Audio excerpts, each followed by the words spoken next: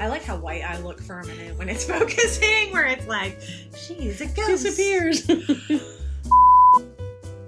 Hi guys, welcome back to my channel. Thank you again for joining us. If this is your first time on my channel, welcome. I'm so happy to see you. I am going to take care of a little bit of housekeeping. As you can see, I have a guest again today. The lovely Chi has agreed to return again. Today we're going to be talking a little bit about foundation, because we didn't really talk about foundation in the last video. And then we're also going to talk a little bit about what to do when you get a brand new eyeshadow palette. We got our ColourPop order. Yay! Very excited. We're very excited. If you want to hear all about the saga of our ColourPop order, I will link that video up above so that you can click on it and check it out. But we're going to talk about like how to kind of approach a new palette, how to kind of think about maybe making some choices for a new look. I might wind up dividing this up into 2 videos depending on how it goes. Yeah. All right. So general housekeeping, of course, if you've not already done so, I would really appreciate it if you would hit the subscribe button and ring the bell. I am holding a contest for the first 100 subscribers because I am trying to get my subscriber count up to 100 so I can customize my link. US only. I'm sorry, guys, that are overseas, but I am shipping liquids and that's complicated to ship overseas. So US only. If you subscribe, please leave a comment in the box down below so that I know. If you've already subscribed and left me a comment, don't worry about it. You only have to do it once. You can also come check me out on my socials, all of which are linked down below and are probably popping up on the screen right now. And yeah, I think that's it. And then you can check out Chi's channel, which is going to be linked down below as well. Do you want to say a little bit about 2 whole videos so far. 2 whole Hey, you know what? That's how it starts. Do you want to talk a little bit about your channel? I wanted to start something. I'm not really sure where it's going to head quite yet. So everything right now is a very general kind of post. So for me to sort of talking to the camera, but it'll develop and to something. I don't know yet what that's going to be. So stay tuned for more. What's the word I want? Blathering? I don't know. Well, your first video was about... It was about learning about, or living with misophonia. So. Yeah, so, it's a little bit of medical and... Informative. And... Yeah. So, kind of I would say story time, right? Would be what I would categorize your channel as. That works. Yeah, sort of story time channel. Interesting stuff. All right, cool. So, let's get started. You ready to get started? Mm-hmm. All right. So I already put on my face cream. I did that while she and I were like chit-chatting before we got started. I'm going to put on some sunscreen. Sunscreen? Sure. Thank you. So I had gotten a couple questions on Twitter about foundation, and then she had some questions as well. I'm going to actually hopefully not make her too nervous, but I'm gonna I'm gonna watch her put on. Oh boy.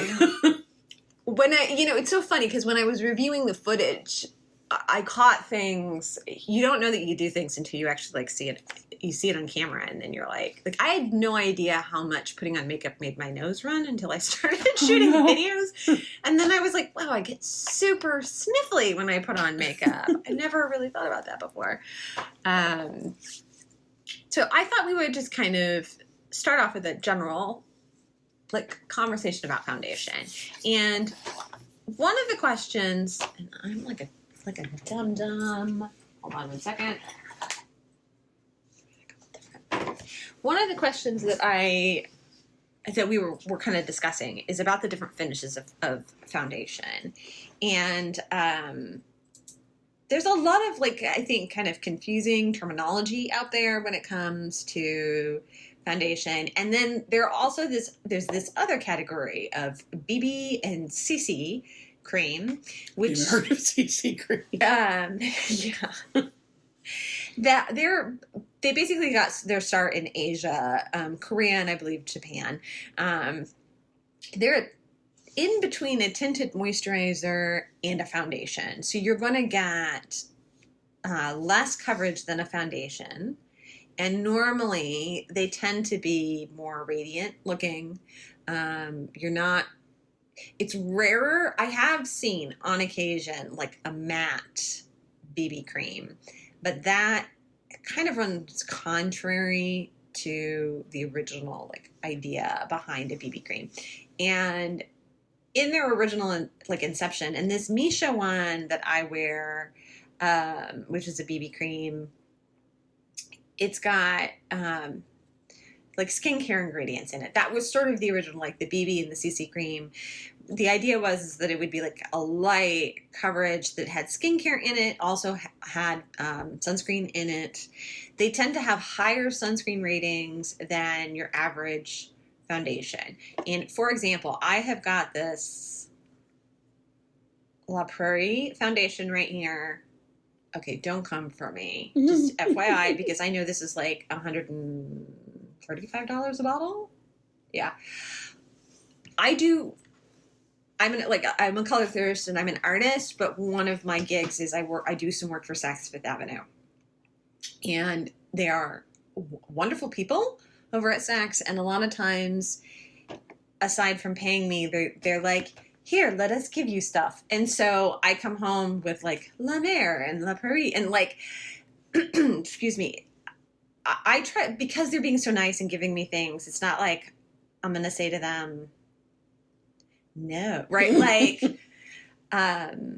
so I get to try some things out for free. And there are some things, like, for example, a lot of La Mer's products, I'm just going to say are really overrated, honestly. Like, really. And they're super, super, like, very, very fragranced. And this foundation, this La Prairie foundation, which is it's supposed to be their anti-aging foundation, and it has sunscreen in it, but it's SPF 15.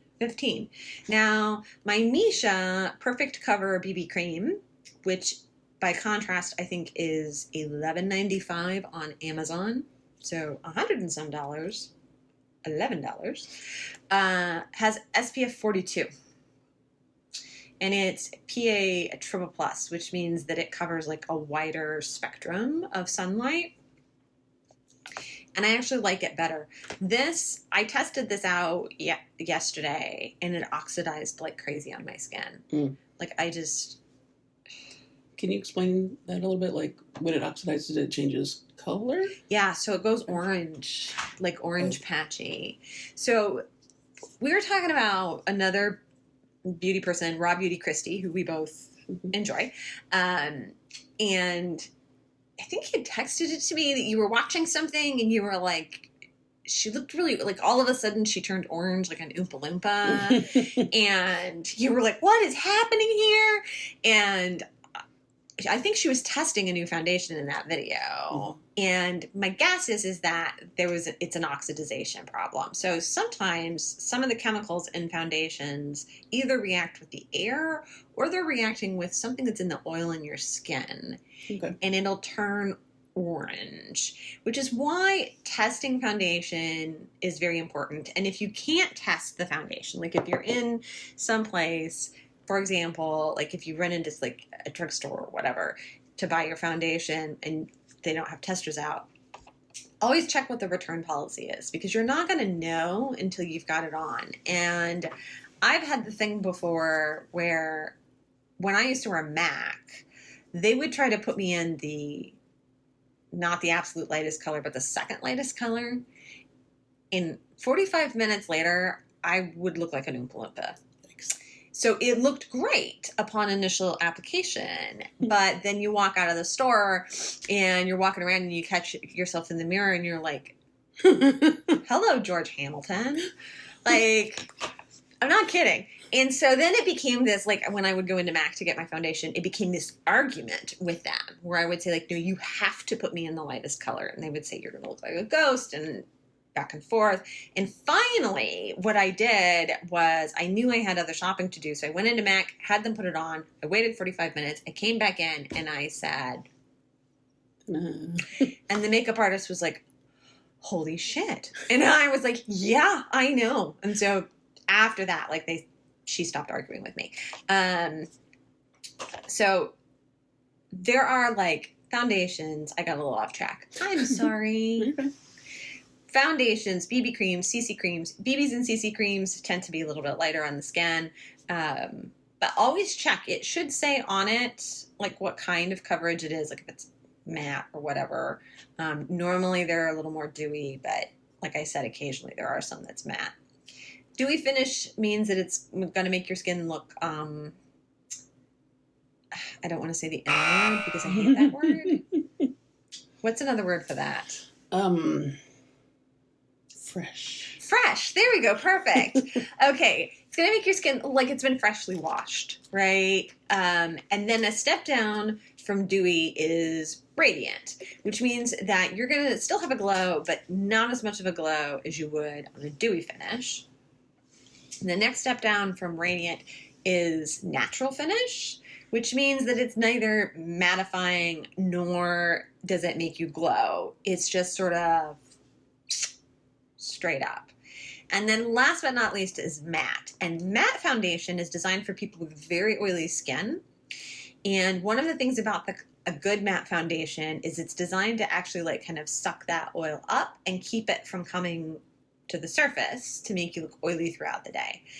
The problem is that if you don't have severely oily skin, and I'm not talking about like I'm out in the 90-degree weather and my skin has gotten sweaty. I'm talking about I'm sitting in a comfortably air-conditioned house and like my T-zone or my cheeks or whatever like are still oily. That kind of oily skin. If you don't have oily skin, there is nothing for that matte foundation to absorb. So it goes dry. Like, because it's designed, right, to like wick, right? So number one, it dries your face because it's pulling moisture out. And then number two, it's going to get patchy and weird, and it's going to start to like really settle into like any kind of fine lines, wrinkles. It's also going to cling. If you have any kind of dryness on your skin at all, it's going to cling like crazy to that because it wants moisture, right? That's its whole purpose. And I think mattifying is very aging, in my opinion, even on someone that's younger. And I'm not going to name names, but we watched somebody on YouTube put on a foundation, and without foundation, they look, I mean, I'm not even really certain how old they are, but they look pretty, I'd say, what? Average? I don't know. Early 30s? Probably. Would be my guess, without foundation. They put that foundation on, and they looked like Old. 41, 45. I mean, it was like... Hideous. How old? 45-year-olds. They're horrible. Oh, I thought that was going to be out of frame. No, but I mean, it aged her up by like, I feel like almost 10 years, right? Mm-hmm. Just the look of it. I was like, honey. So that's a little bit about the different types of foundation. All right, so now that I've told you probably way more than you ever want to know about foundation and BB cream and CC cream, and if not, if you still have questions, you can put them down below and I will try to get back to you on that. Let's talk a little bit about why foundation can settle into fine lines and wrinkles. Okay, so there's a few things that you can do to help prevent this. Number one is exfoliate, but you should only really be exfoliating once or twice a week. Any more than that, excuse me, you're going to damage the top layer of your skin, and then you'll create texture on your skin, which is a whole other level of problems that you could be having. So exfoliate once or twice a week, and make sure to do it like far apart. Like I tend to exfoliate on like Tuesdays and Fridays, right? Because it gives me kind of equal distance between. The other thing is always hydrate your face right before putting on your foundation. Even if you've washed your face that morning, even if you've already, like hydrate your skin. It's going to smooth out any like dry patches, and it's also going to help with the with the wrinkles. Next, if you're really having issues, there are primers that you can use that are filling primers that will go in and kind of spackle, basically. I was gonna say spackle. Yeah, it'll spackle in between in between where the fine lines and wrinkles are. There's a wide array of primers with a bunch of like different things that they can do, but a primer is an option. For me, a primer is kind of like a last option, not a first option, because the more stuff you pile on your skin, the more likely it is that you're going to have some kind of a reaction, like for those of us that have sensitive skin. So I would say that as like a lot, kind of a last. I will say there is a primer out there that I absolutely love. It's the Tatcha primer. It's amazing. It's incredibly expensive. So I feel a little hesitant like recommending it, but it is a very good primer. All right, so those are all like kind of preparatory things you can do to prevent your foundation from settling into your wrinkles. The other thing is making sure that you're using the right kind of foundation. If it's mattifying, it's going to go right into those wrinkles because that's just what mattifying foundation does. It goes into your fine lines and wrinkles. If it's a heavier foundation, it's also probably going to settle into your like fine lines and wrinkles. So like if something is like high coverage, right? Meaning like, and that's normally for people that have like skin discoloration, acne scars, that kind of thing, right? High coverage is great for that.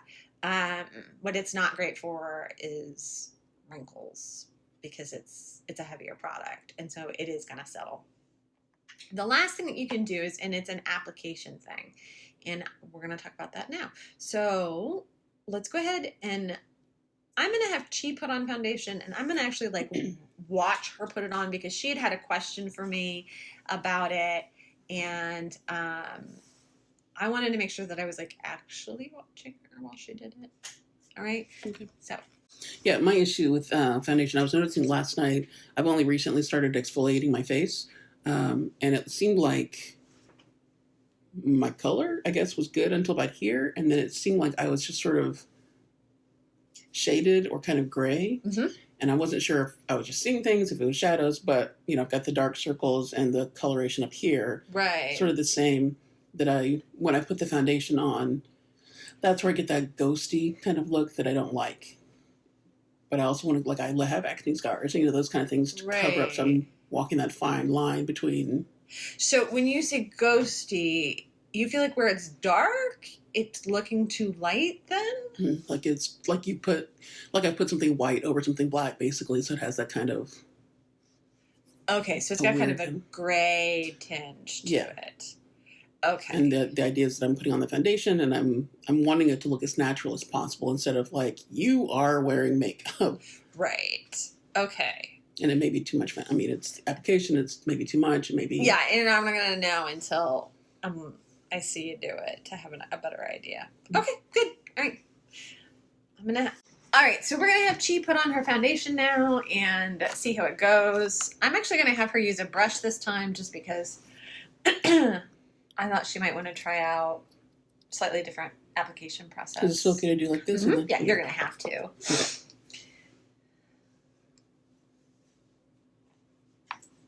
Smells weird. Yeah, I like Makeup Revolution, but there is a little bit of a odd smell. So circular? Mm-hmm. Ooh, that feels weird. Yeah. So this is, I think it's technically called like a kabuki.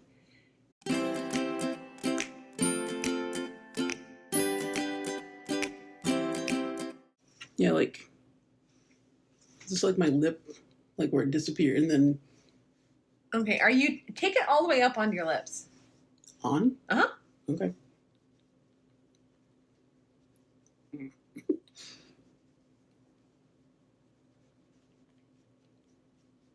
Okay, watch, because you're starting to, make sure you're doing circles. Watch the. Oh, is I? Yeah. Dragging? When you drag with that brush, you're going to wind up with like brush lines.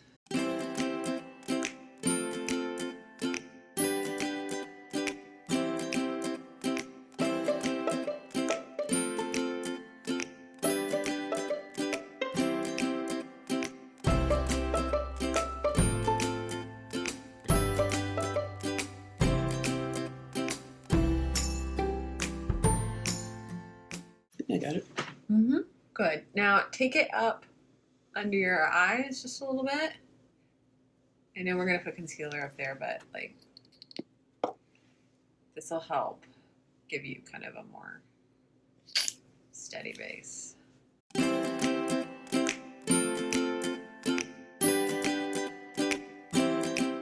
Okay, let me look. So it is a little heavier on your cheeks. Not that that's necessarily a bad thing. I can see it. Like I put too much to start? Here, let's do this. Let me show you. Take this like right, I know you don't have your glasses on, but. That's fine, I can see. Do you see how it's picked up a little bit of texture right in here? Mm-hmm. Yeah, and right in there. Yeah. So here's the solution to that, right? Just take, which side did you use? The butt. Okay. Take the side of this and just very gently pounce it onto the textured areas. And you can use this mirror if it's easier, since I think that one's got like a higher magnification on it.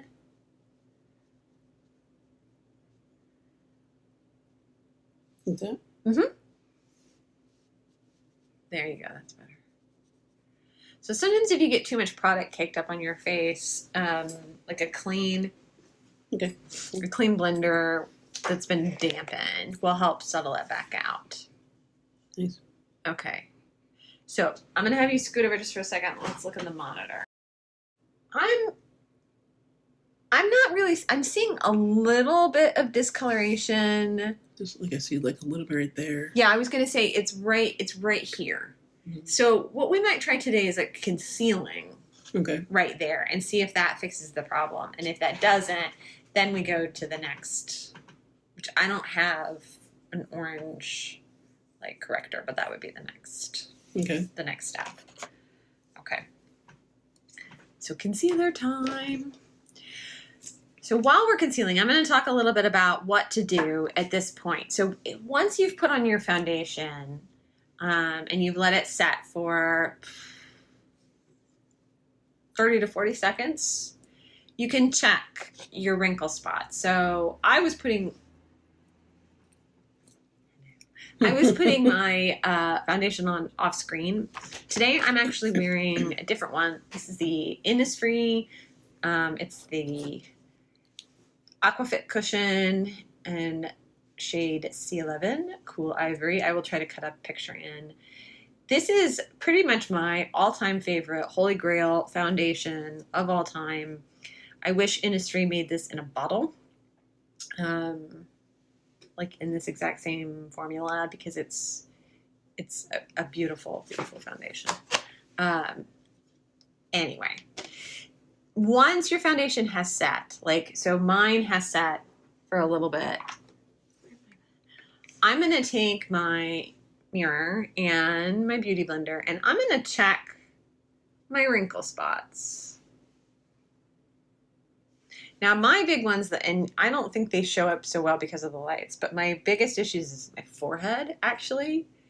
Like more so than, I do have fine lines around my eyes, but I feel like if foundation is going to settle, it's going to settle into my forehead. And I'm going to do, just like I had Chi do for the texture, I dampened my sponge, and I am just going to very lightly, where the wrinkles are, I'm going to just go over this and kind of pat it. Now, if you have a foundation that is like real fussy, real fussy, that like you do this, your wrinkles somewhat disappear, and then 20 minutes later they're back, you can use setting spray on your face at this point. You can actually set your foundation at this point. It does somewhat change the application, like if you're putting on blush or whatever, concealer, etc., but if you're really like wed to that particular foundation, which, I mean, my advice would be if it's settling into your wrinkles and giving you that much trouble, get a different foundation. But if you don't want to do that, right, then you can always setting spray at that point.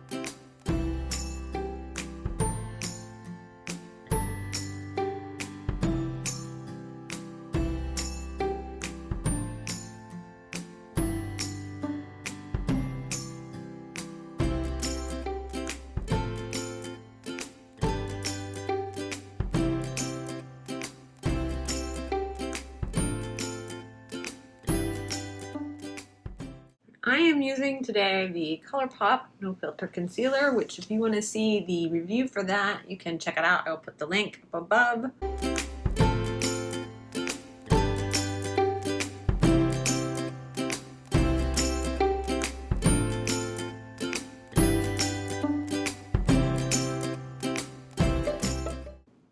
I can't tell if this is just my eye or if I'm missing concealer on both sides there.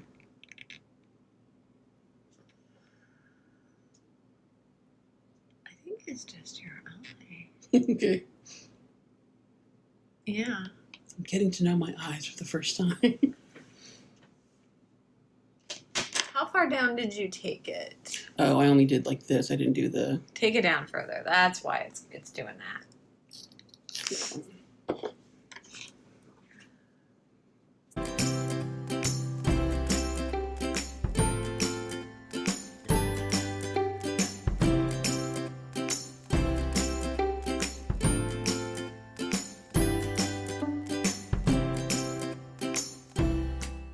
I like that it's optical illusion and color theory and all these things that I never knew makeup actually was. Yeah. It really is. Much better. Do you notice a difference? Mm-hmm. Yeah. Okay. I So keep sliding away. I know. We were on wheelchairs. But they have more comfortable backs than the other ones, so sorry, I'm trying to look at that spot that you were like, okay, this side, little bit of grayness. I don't know if you didn't conceal it quite as much, or if it could be like the pigmentation could just be more on one side than the other. Like, I tend to get more bruising under one eye than the other for whatever reason. So sometimes we get like uneven, weird pigmentation for whatever reason. It's like more or blend or... Try blending it just a little more and see if that makes a difference. With this or with this brush? What did you use to put the concealer on? The brush. Go ahead and use the brush on.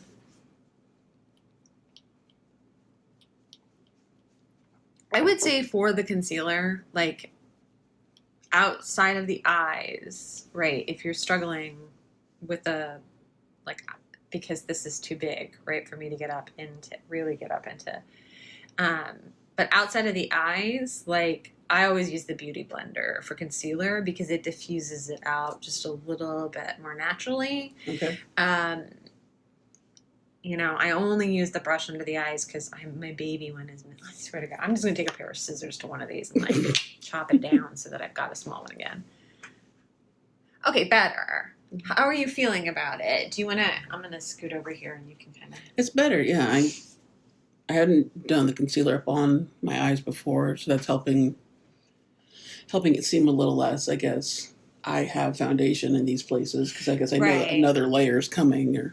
Right. Well, and I think one of the things, I mean, there's this like really fine line between canceling out your face, right, where it's just like, there's nothing here, right, like, and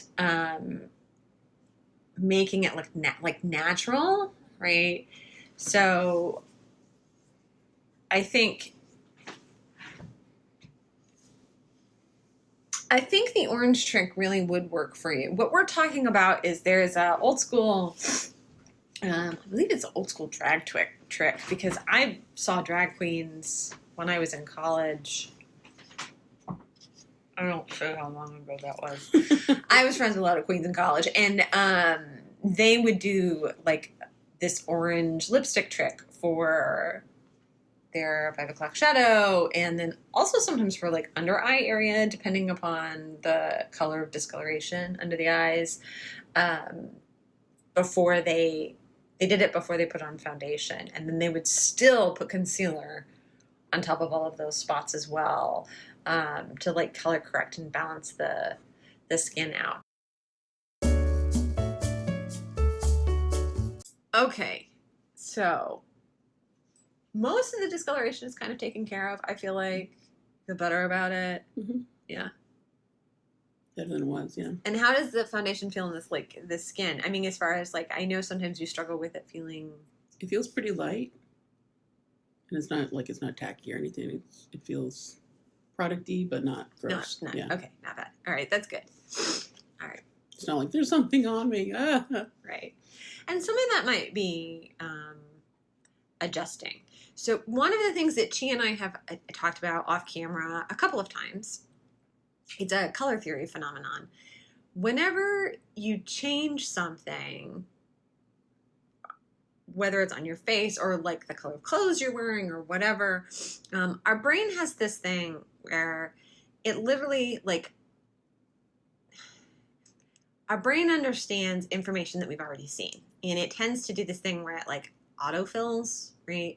The brain is very, very smart, very, very fast. So we think we're seeing something, but we aren't, right? So when you get used to seeing your face without makeup, right, that becomes like normal in the brain, and that's the picture that the brain has. And then when you put something on that's different, like foundation, concealer, or even if you switch, like if you always wear like pale peach lipsticks and suddenly you start wearing red, the brain recognizes that something is different, and it actually like triggers alarm in the brain, because different is normally like an indication of like, you know, like something is like danger, or like, especially when it's on your physical body. I really think it has something to do with the brain going, hold up, lips should not be that color.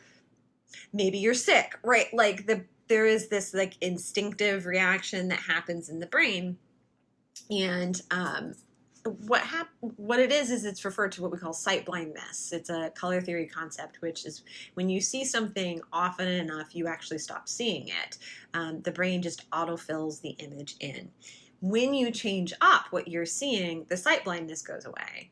And then all of a sudden, it looks wrong, right? Your brain is going to tell you, this looks wrong, right?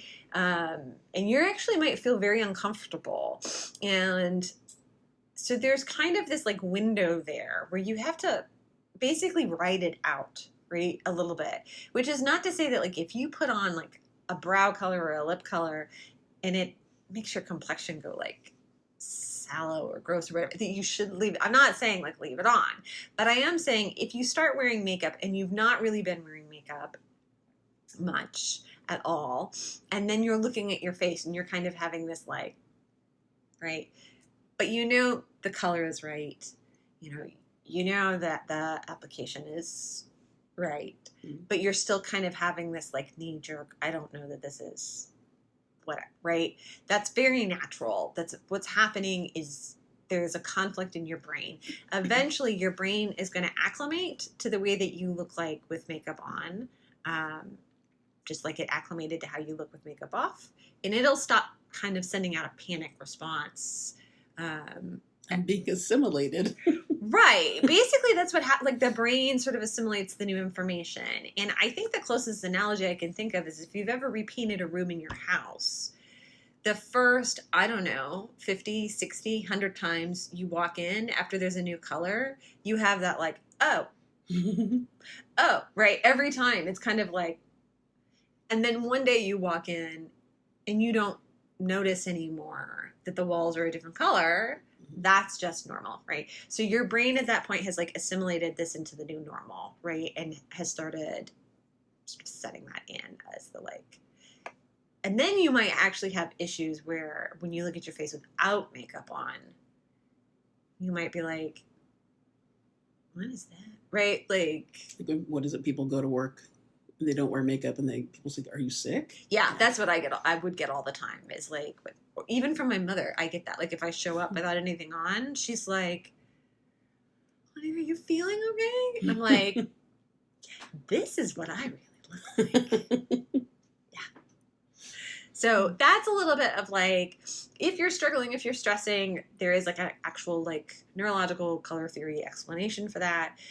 My advice to you is write it out. Like I said, as long as everything is like matching and blending okay.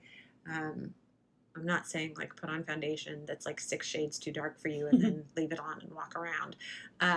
Just right, kind of be patient with yourself and with it looking different. Okay. Anything else with the... I'm good so far. No. All right. I'm going to... Sorry, I'm checking the time. I'm going to pause this, download this, erase it, and then we'll talk about palettes. Okay. Because I might just divide this into 2 sections. Hey guys, so no surprise, I should have known going into filming with G that we would wind up dividing this into 2 parts. So this is the end of part 1, obviously. I had to go in. I was going to set up my camera and all that, but it is late and I have been having technical issues all over the place because Mercury is going out of retrograde. So I'm just doing this on my phone. I hope you guys are happy, healthy, well-rested, and are remembering that self-care is the most important care. And Chi and I will be back with part 2 where we talk about palettes in the next video. In the meantime, have a good day, everybody.